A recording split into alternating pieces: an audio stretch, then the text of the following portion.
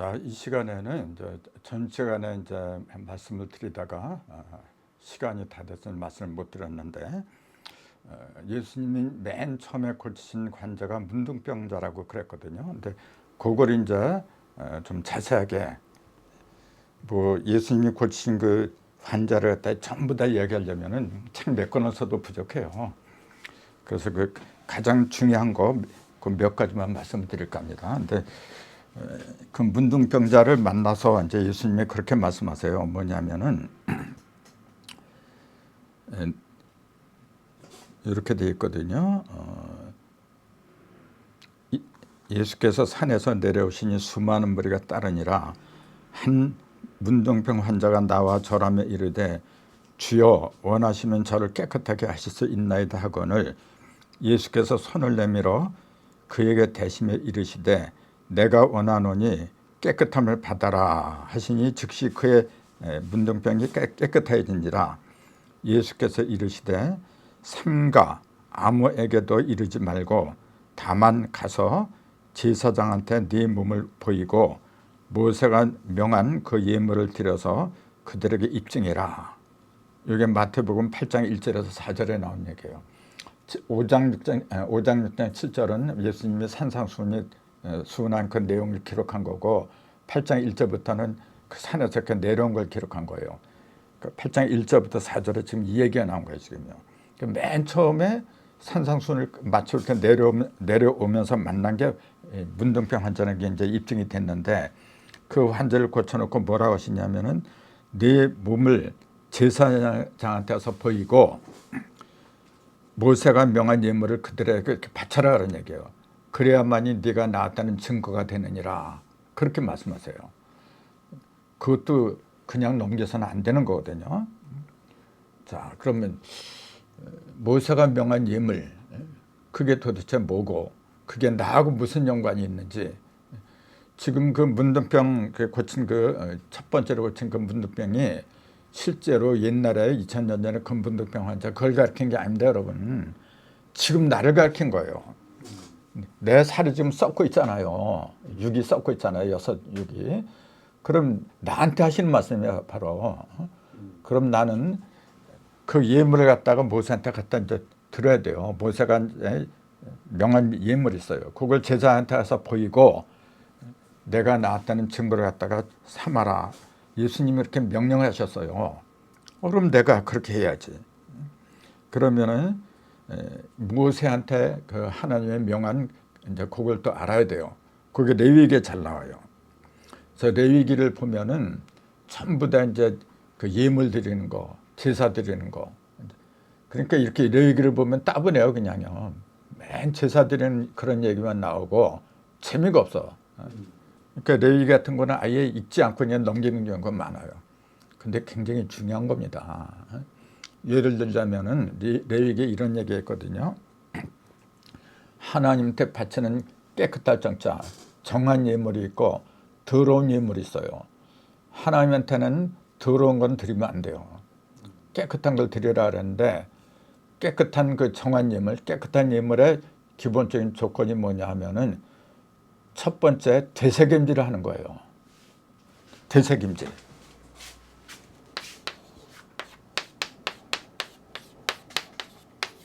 두 번째가 뭐냐면은 굽이 갈라진 짐승. 굽이 갈라진 거.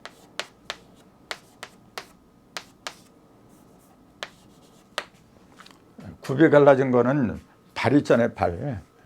발이 이렇게 갈라진 거죠, 발굽. 그 되새김질하는 짐승이 아니면은 그 하나님한테 바치면 안 된다 그런 거예요, 여러분. 그럼 되새김질하는 짐승의 대표가 뭐냐면 첫 번째가 소입니다, 소. 그 다음에 양이에요. 소하고 양이 그 모든 짐승의 대표적으로 되새김질하는 짐승이에요. 그 되새김질 안 한 게 뭐냐면 개잖아요. 돼지 같은 거.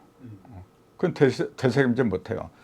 그러면은 그 레위기에 말한 하나님의 명령대로 한다면은 개고기, 돼지고기 먹으면 안 돼요. 근데 지금 기독교인들 돼지고기 안 먹는 사람이 누가 있어요? 또 누구야, 아브라함한테 이런 말씀 하셔요. 하나님은 누구든지 네 후손 중에서는 누구든지 그 내 식구가 되려는 사람들은 그 태어난 지 8일 만에 할례를 해라 그래요. 태어난 지 8일 만에. 인적 태어난 지 8일밖에 안 된 애를 갖다가 그 생식기 껍질을 다 벗겨버리래요. 그렇게 하지 않으면은 내 가족이 아니다. 그렇게 아브라함한테 하신 말씀이에요, 그게. 그럼 그 말씀대로 따진다고 한다면은 우리 한국 사람들은 한 사람도 천당에 못 들어가요. 하나님의 자녀가 될 수가 없어. 8일 만에 할례받는 가정이 지금 있나요, 한국에서? 그럼 전부 다 못 들어가요, 그거. 그럼 그게 무슨 말이냐? 그건 문자 그대로 믿으면요, 진짜 어리석은 사람들이죠. 8일 만에 할례는 이제 전번에 말씀드렸잖아요. 사과를 3번 걸으면은 한 번 걸으면 2쪽, 2번 걸으면 4쪽, 3번 걸으면 8쪽 나온다 그랬잖아요. 8이라는 숫자는 그 형상, 8은 조각이잖아요. 사과 조각. 조각은 뭐냐면 눈에 보이는 형상을 말한 거예요. 형상이 온전해진 사람, 온전해진 형상이 온전해진 상대수가 8입니다, 여러분. 그래서 그걸 현실에서는 돈이라 그래요. 저 중국 사람들이 제일 좋아하는 숫자가 8이죠. 그건 돈을 가리키는 거예요. 돈을 가리키니까. 그럼 되새김질하는 짐승은 뭐냐면은 아까 얘기했듯이 소하고 양이라 그랬는데 여러분 생각을 해보세요. 하나님이 어떻게 소고기, 양고기 그런 걸 좋아해요? 그게 정말로 하나님이 그런 하나님이라 한다면 진짜 웃기는 하나님이죠. 하나님 뭐 먹을 게 없어갖고 그런 걸 좋아해 그래? 되새김질하는 건 뭐냐면 한 번 먹은 걸 그대로 삼키는 게 아니라 모아두죠. 밥통에다 모아두다 생각날 때 다시 꺼내서 씹어 먹고 그게 되새김질이잖아요. 그럼 그게 영적인 얘기잖아요. 우리가 하나의 말씀, 진리 말씀을 들었잖아요. 그러면은 그걸 한 번 들었다고 생각 안 하는 게 아니라 틈날 때마다 다시 이제 시간 날 때마다 꺼내요. 의식을 이제 다시 살려가지고 그 말씀이 뭐지? 자꾸 씹어 먹는 거예요. 생각을 자꾸 하는 거예요, 이렇게. 그러면은 깨달아져요. 소화가 된다는 얘기지. 그 상징물이 소하고 양이 대표적이다 그 얘기예요. 그 얘기지. 만약에 이걸 문자 그대로 믿는다고 하면 돼지고기 같은 거 제일 많이 먹는 그 고기가 돼지고기예요 지금요. 그거 기독교인들 안 먹는 사람 누가 있어요? 전부 다 지옥에 떨어져야지 그러면. 그런 게 아니라는 거. 그 다음에 굽이 갈라진 건 뭐냐면은 쪽발을 말한 거죠. 이제 그래서 이제 그걸 보면은 이제 그 소 같은 거 이렇게 보면 굽이 갈라졌잖아요. 이렇게 그 굽이 안 갈라진 짐승도 있는데 굽이 갈라진 건 뭐냐면 선과 악을 갖다가 구분한다 그 얘기입니다. 굽이 이쪽엔 음이고 이쪽엔 양이고 음과 양을 갖다가 구분할 수 있는 사람, 그런 사람을 갖다가 굽이 갈라진 짐승이다. 그렇게 표현한 거예요. 그러니까 모세한테 그 레위기를 통해서 하나님이 이제 이런 말씀을 이제 많이 하시거든요.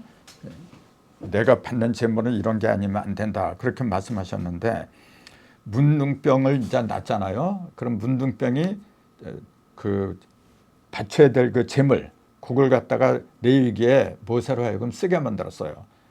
그걸 예수님이 말씀하신 거예요. 지금 네가 문둥병 낳았으면은 모세한테 말한 대로 제사장한테 해서 네 몸을 보이고 그 다음에 제물을 갖다 바쳐라. 이제 그렇게 얘기를 한 거예요.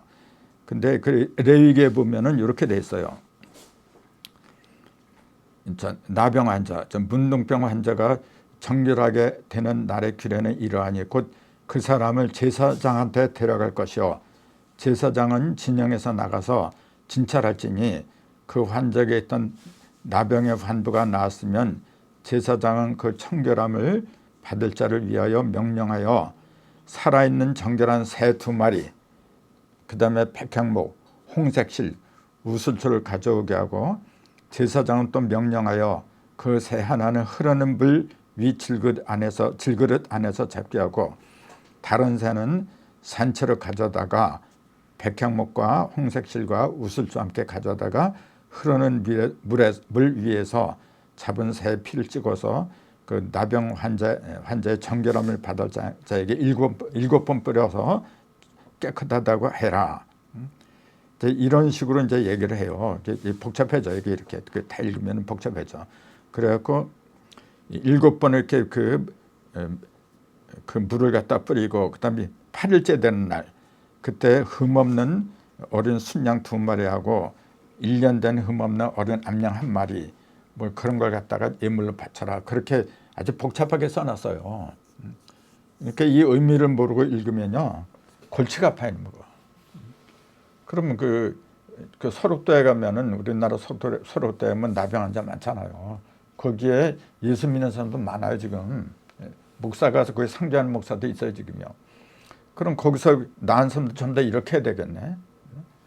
그 살아있는 새 있잖아요. 2마리를 잡아다가 흐르는 물에서 깨끗하게 씻고 그걸 또 잡고 말이죠. 피를 갖다가 문둥병 환자한테 7번 뿌리고 말이죠. 다 나오면 8일째 되는 날에 다 낳고 나서 8일째 되면은 순양 또 암양 그런 것도 바쳐야 되고. 아니 그렇게 복잡하게 어떻게 그래? 근데 분명히 이렇게 얘기했어요. 예수님도 문둥병 난 사람은 이렇게 해라 그렇게 지시를 했잖아요. 조금 아까. 과연 그렇게 하지 않으면 안 될까요? 비유죠 이것도. 그러면은 자 그걸 이제 다 하려면 이거 한 가지만 해도 몇 시간 걸려요. 제대로 풀려면은 이제 그럴 수는 없는 거고. 자, 첫 번째가 뭐냐면요. 정결한 새 2마리. 하필이면은 왜 정결한 새 2마리라고 했느냐. 가장 기본이 정결한 새 2마리예요. 그걸 문자 그대로 보면은 진짜 하늘을 나르는 새 2마리 갖다 잡아야죠. 그거는 하나의 명령이니까. 근데 정말로 그런 걸까요? 조금 아까 얘기했듯이 진짜로 문둥병자가 나오면은 양도 잡아야 되고 소도 잡아야 되고 말이죠. 그렇게 안 한다고 해서 과연 하나님이 저주를 낼까요? 만약에 그렇다고 한다면은 그때 하나님을 뭐로 믿어요? 그런 야만이지. 야만의 하나님들. 그럼 산새 2마리가 뭐냐? 정답이 비유입니다, 여러분. 산새 2마리가 뭐냐면은 그런 거는 이제 그 팔기하고 그 주역과 전대에 연관되는 이야기인데 새는 뭐냐면 하늘을 날아다니는 거거든요. 제일 높은 곳. 제일 높은 곳을 갖다 방위로 말하면은 남방이라 그래요. 서양에서는 북방을 제일 높은 곳이라고 이제 그렇게 얘기를 하는데 눈에 보이는 걸 위주로 하는 거는 서양식의 방이고 그래서 그 북방이 높고 남방이 낮은 걸로 알아요. 지금 학교에서 그렇게 가르쳐요. 근데 동양 사상에서는 높은 곳이 어디냐면 남방이에요. 그래서 거기는 맑고 밝고 뜨겁고 북방은 제일 어두운 곳이거든요. 그래서 제일 밑에다 배치를 해요. 그게 달라요. 서로 서방의 사상하고 동양의 방향하고는 전혀 반대가 돼버려요. 자, 그래서 여기 북방이 있고 북방을 우리 동양에서는 밑이라고 하고 남방을 위라 그래요. 그 다음에 해가 뜨는 곳을 갖다 동방, 왼편을 갖다 동방, 해가 지는 곳을 갖다 서방. 이렇게 얘기해요. 해가 제일 높은 곳을 남방, 해가 사라진 곳을 북방, 또 뜨는 곳을 갖다 동방, 내리는 곳을 갖다 서방. 이렇게 얘기를 해요. 이건 뭐냐? 황제내면 이렇게 나왔거든요. 그 사람이 이렇게 남면, 그러니까 남방을 바라보고 이렇게 앉은 자세에서 그 위가 이제 밝은 곳이 남방인데 그거는 머리 위에 있고, 그 다음에 밑에는 어두우니까 북방이고, 그 다음에 왼쪽은 태양이 뜨는 거니까 동방이고, 그 다음에 오른쪽은 서방이다. 황제내경에 그렇게 나와 있어요. 그게 동양 사상이죠. 근데 이 성경은 근본적으로 동양 사상을 갖다 얘기하고 있습니다. 이게 원래 예수나 인물이 중동 사람이에요. 저 서양 사람 아닙니다, 여러분. 중동에서 나와가지고 서방으로 이제 그 종교가 올라간 거지. 이제 바오사도 때문에 이제 그렇게 옮겨가지고 다시 이제 동양으로 돌아온 거죠 지금. 원래 이 4대 성인은 동방에서 나오는 거지 서방에는 없는 겁니다. 이게. 아무튼 그래서 이렇게 동양 사상을 기준으로 하면 이렇게 돼요. 그리고 여기 숫자가 1이라 그래요. 여긴 2라 그래. 여긴 3이고 여긴 4라 그래요. 이것도 왜 이렇게 돼야 되는지 기본적인 그 이치를 갖다 알아야 되는데 그런 것까지 설명하려면은 너무 시간이 많이 걸려요. 아무튼 일육수 남방 이치라 동방 380 서방 490 이렇게 얘기를 해요. 이것도 알아야 됩니다, 여러분. 꼭 이렇게 이야기를 하는 그 근거가 있거든요. 이게. 그래서 제일 높은 남방, 제일 높은 것을 2라 그래요. 2.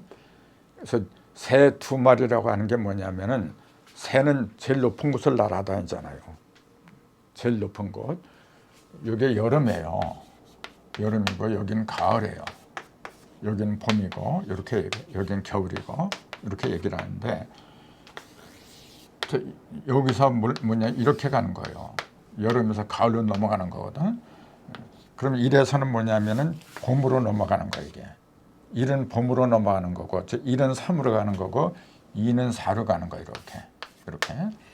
그래서 지금은 요걸 이렇게 했을 때 여기를 자라고 하고 여기를 오라 하는 이제 좌우선 이렇게 얘기를 하는데 오라고 하는 거는 불을 말한 거예요. 뜨거운 불. 이렇게 이치를 말한 거고 자는 뭐냐 물을 말한 거예요. 여기. 그래서 요걸 좌우선을 기준으로 해가지고 요쪽을 갖다가 그 오전이라 그래요. 이게 오를 중심으로 해서 앞에 있으니까 오전, 앞전자, 오전. 이거 오를 중심으로 해서 뒤니까 오후 이렇게 얘기를 하거든요. 오전은 선천이라 그래요. 굳이 개벽을 따진다면 이쪽은 후천이라 그래요. 지금 우리가 살아가는 세상은 뭐냐면은 선천이 다 하고 후천도로 넘어가는 세상입니다. 지금. 즉 그 여기까지는 뭐냐면은 꽃들이 활짝 피죠. 여기서는 열매는 여기서 맺는 게 아니죠. 보면 무슨 열매가 맺어요, 그래? 씨앗을 심는 거죠, 이렇게. 그때는 소가 위주로 해요. 소를 위주로 하는 거래요, 이게. 자축이니까 이게 축이 소거든요. 소가 밭을 갈고 씨를 뿌리게 만들고 소가 중심적인 역할을 해요. 여기서 뭐냐면은 미 이게 양이에요, 양. 후천을 여는 건 양이 열어요. 그래서 예수님이 나는 세상죄를 지고 하는 양이로다. 또 강정산이란 분도 양띠로 오고 이제 그렇게 하는 이유가 전부 다 뭐냐 양이라고 하는 거는 이렇게 가을을 갖다 여는 열매를 맺게 하는 상징입니다. 그게. 근데 그 가을을 여는 숫자가 2예요. 그 다음에 봄을 여는 숫자는 1이 되는 거고 이게 크게 나누면 그렇게 돼요. 그래서 산새 2마리를 그 예물로 바쳐라 하는 게 바로 그거예요. 2마리는 2고 제일 높은 것이잖아요. 이게 지금. 그러니까 그게 산새라.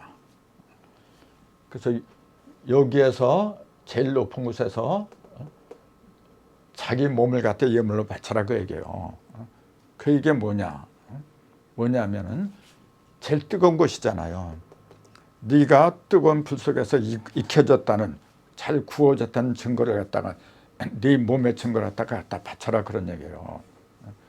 네 영혼이 여기서 열매를 맺는 거잖아요. 열매를 맺는다고 하는 거는 여기서 뜨거운 여기는 뜨거운 열기가 많은 거예요. 뜨거운 열기 그건 뭐냐면 우리가 그 진리를 갖다가 위에서 살다 보면은 세상에서 여러 가지 환난을 많이 당해요. 시련을 많이 당해요. 이게 특히 요 때는 뭐냐면은 요게 요 봄하고 여름 요 사이가 제일 복잡한 때인데 여러 가지 꽃들이 많이 펴요. 화려한 걸 갖다 좋아하게 돼 있어요. 남한테 잘 드러내야 되고 많이 안절해야 되고 가진 게 많아야 되고 의시되고 뭐 그런 걸 갖다 상징하는 기간이 바로 요게. 요걸 지나는 게 2하고 7을 지나는 거예요, 그게. 그럼 여기서 그걸 다 이겨내는 거, 그게 뭐냐면은 뜨거운 불 속을 갖다가 통과하는 거예요, 그게. 그걸 불세례다, 그렇게 얘기를 하는데, 그 불세례 상징이 숫자로는 2고, 짐승으로는 산새라고 그런 거예요, 그걸. 그래서 산새 2마리를 갖다가 예물로 바치라 한 게 바로 그 얘기입니다. 지금 그러니까 뭘 가르쳤냐면 내 의식을 말한 거예요. 지금요.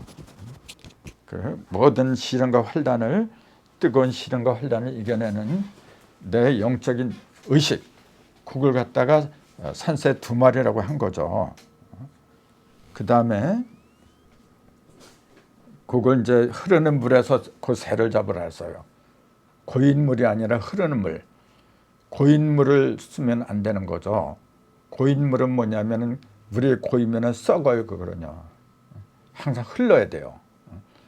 그 성경에서 말한 물이라고 하는 거는 우리가 마시는 물 그런 걸 가리킨 게 아니고 모든 걸 깨끗하게 하는 상징적인 법을 말한 거예요. 그럼 그게 뭐냐? 그게 율법입니다. 바로 지식이죠. 선과 악을 분별하는 거. 악한 일은 손을 만대고 착한 일은 적극적으로 동참하고, 그것이 내 몸과 마음을 갖다가 깨끗하게 하는 거예요. 근데 물이 고여 있으면은 그건 썩잖아요. 그러니까 이제 예수님도 그 베데스다라는 그 못이 있잖아요. 거길 지나가는데 38년 된 병자가 앉아 있었잖아요. 38년 된 병자. 근데 그 병자가 다른 사람들이 이제 가끔가다 천사가 내려와서 베데스다 물을 갖다 이렇게 흐르게 만든다 그래요. 그러면 제일 먼저 들어간 사람이 병이 다 낫는다.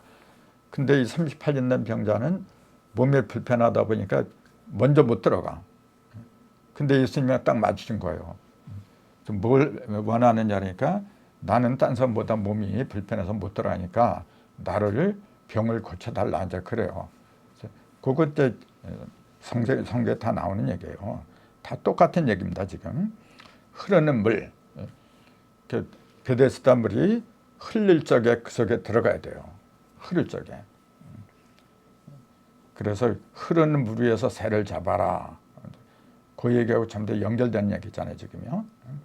그러니까 이렇게 비유와 상징으로 얘기를 했는데, 조금 아까 산새 2마리가 전 남방을 가리키고 그 다음에 부천 가을을 갖다가 그 준비하는 그런 상징이라는 걸 모르면은 어떻게 돼요? 그래. 재미가 없잖아요. 그러니까 성경을 읽질 않죠. 읽어봤자 도움이 안 되는 거. 뜻을 알았을 적에 읽지 말라 해도 재미가 없으니까 읽을 수 있는 법인데, 뜻도 모르면서, 특히 레위기는 더 그래요. 그 제사장한테 앞에 갈 때는 뭘 갖고 가고 말이죠. 이건 먹어도 되고 이거는 먹지 말아야 되고, 맨 그 세상에서 볼 때는 아무런 도움도 안 되는 그런 얘기들만 써놨어요, 이게. 근데 굉장히 중요해요. 그 레위기는. 레위가 제사장 반열이잖아요, 원래. 옛날에 제사장들은 참 다 레위 집안에서 나온 거고, 이게. 그래서 선악과를 상징하는 그 상징적인 가문이 레위 지파예요.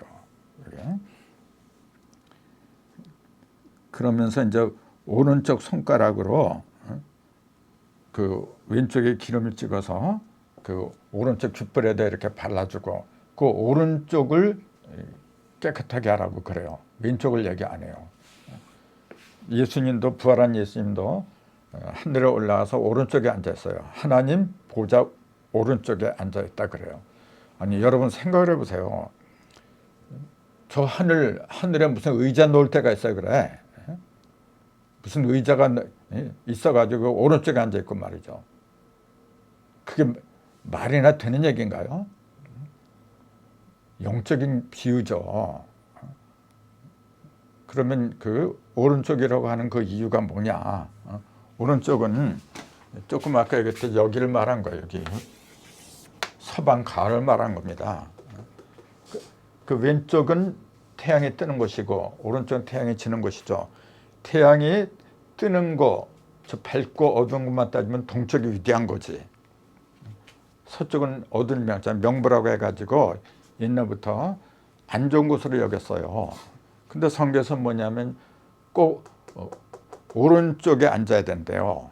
예수님이 하나님 오른쪽에 앉아있고, 또 베드로 보고도 부활한 예수님이 베드로가 밤새도록 고기 한 마리 못 잡았잖아요. 그러니까 오른쪽으로 그물을 던져라. 잡으니까 153마리나 되는 고기가 나오잖아요. 오른쪽으로 던져서 그래.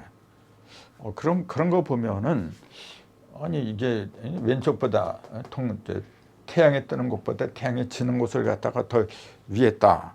좀 이상하잖아요. 그게 뭘 가르쳤느냐 하면은 가을이기 때문에 그래요. 가을은 뭐냐, 열매를 맺는 거거든요. 열매를 맺는 것이 옳은 것입니다. 옳은 겁니다. 그게 바른 거예요. 그래서 옳은 편, 바른 편 그러잖아요. 옳고 바른 게 뭐냐면은 튼실한 열매, 충실한 열매를 갖다 맺는 게 그게 제일 옳은 거예요. 아무리 일을 갖다 열심히 하고 힘을 갖다가 들였다고 해도, 공을 들였다고 해도 열매를 맺지 못하면은 다 부질없는 짓거리죠. 그래서 예수님은 하나님의 오른편에 앉아 있어야 돼요. 우리도 마찬가지예요, 여러분. 그런 걸 갖다 상징으로 이제 말씀을 드린 거지, 실제 오른쪽이면 어떻고 왼쪽이면 어때요? 다 비유죠. 비유를 제대로 깨닫고 하면은 걸리는 게 없어요. 근데 비유도 모르고 하다 보면 도대체 이게 내가 맞는 건지 틀리는 건지 확신이 없어, 이게.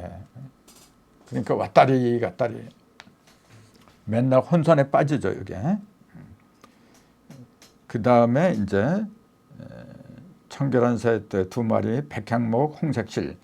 백향목은 흰색이니까 서방이고, 근데 홍색실은 남방이잖아요. 그러니까 그 여름에서 가을로 넘어가는 그 상징을 홍색실하고 백향목이라고 이제 그랬던 거죠, 이게. 그 다음에 우슬초, 이제 우슬초도 이제 같이 이제 제물로 바쳐라 이제 그래요. 우슬초는 수무릎 풀이라 새가 이제 소가 이제 서 있을 때 무릎까지 큰 풀, 그걸 우슬초라 그래요. 소자에다가 무릎 쓸자, 풀초자. 이제 그 얘기 뭐냐면은 소는 아까 말씀드렸듯이 여기 선천을 갖다가 준비하는 그 짐승이죠. 저 선천에 율법을 갖다 준비하는 짐승이다, 그렇게 보면 돼요. 근데 그 무릎까지 이렇게 자랐다고 하는 거는 이제 성인이 됐다 그 얘기예요. 성인이 됐다. 그러니까 율법을 갖다가 벗어나는 상징을 갖다가 그걸 풀로 말한 게 그게 우슬초입니다, 바로. 그래서 신약에 보면은 우슬초를 갖다 이렇게 제물로 바치고 그런 광경이 몇 군데가 나오죠. 그러니까 전부 다 저런 그 이치를 갖다 얘기한 거지. 실제 우슬초 또 소고기, 양고기 그 다 부질없는 거래요. 비유로 이야기란 거죠. 그래서 왜 예수님은 그 문둥병 환자를 고치고서 제사장한테 가고 네 몸을 보이고 이런 예물을 갖다 바쳐라, 그렇게 말씀을 하셨느냐면은, 그때 제사장은 누굴까요? 예수님 말하신 그 제사장, 그 당시 2000년 전으로 따지면은 레위 지파에 속한 그 제사장들이 많잖아요. 그러나 그런 사람들을 가리킨 게 아니죠. 제사장은 지금식으로 이렇게 말한다면 지금 우리 주위에 제사장들이 있습니다. 그게 뭐냐면은 하나님한테 제사를 드리는 사람들 있잖아요. 그게 뭐냐면 스승들을 가리키는 거죠. 이제 교회에서는 목사들이 되겠죠, 이제. 그러니까 나보다도 어떤 영적인 능력을 깨달음이 있는 사람들, 그분들한테 내가 어떤 증언이라 할까, 증거라 할까, 그걸 이제 받아야 돼요. 네가 깨끗해졌다, 이제 그런 거 갖다가 증거를 받아라. 너 혼자 사는 세상이 아니다, 그 얘기예요.